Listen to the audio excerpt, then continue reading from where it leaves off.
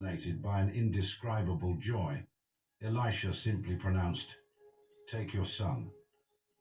The woman fell to the ground, kneeling in deep reverence before the prophet and before God, whose power had transcended even the barrier of death. Then she took her son in her arms and went out, carrying with her the living testimony of the Lord's power.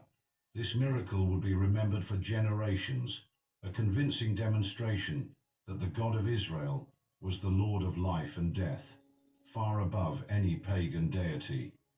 It was also a presage of future times, when the promised Messiah would perform similar acts. But Elisha's ministry continued.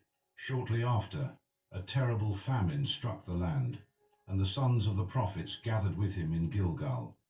While they shared a pot of stew, one of them exclaimed in alarm, "Man of God, there is death in the pot." Someone had collected wild herbs without knowing them, including poisonous fruits that had contaminated all the food. With widespread hunger and no more provisions, the situation was desperate. Elisha, with calm authority, asked, "Bring some flour." He threw it into the pot and ordered, "Serve it to the people that they may eat." Inexplicably, the poison was neutralized, and everyone ate without suffering any harm. A simple but vital miracle for those hungry men. On another occasion, a man from Baal Shalisha brought the prophet 20 loaves of barley and fresh grain as a first fruits offering. Elisha ordered his servant, "Give it to the people that they may eat." The servant, incredulous, responded, "What? Shall I set this before 100 men?" But Elisha insisted, "Give it to the people that they may eat. For thus says the Lord, they shall eat and have some left over." And indeed, the 20 loaves multiplied by divine power fed 100 men, and food still remained, fulfilling exactly the word of the Lord. These miracles, from the resurrection of a child to the multiplication of food, consolidated Elisha's authority as a true prophet in times when divine truth was constantly questioned. Each supernatural act was a convincing testimony. The Lord continued to be the true God of Israel. The trumpets resonated in the narrow alleys of Damascus, while an imposing military procession prepared to depart for Israelite territory.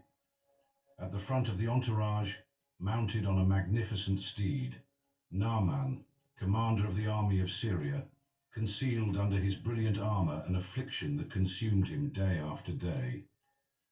It was a time of intermittent conflicts between Syria and Israel.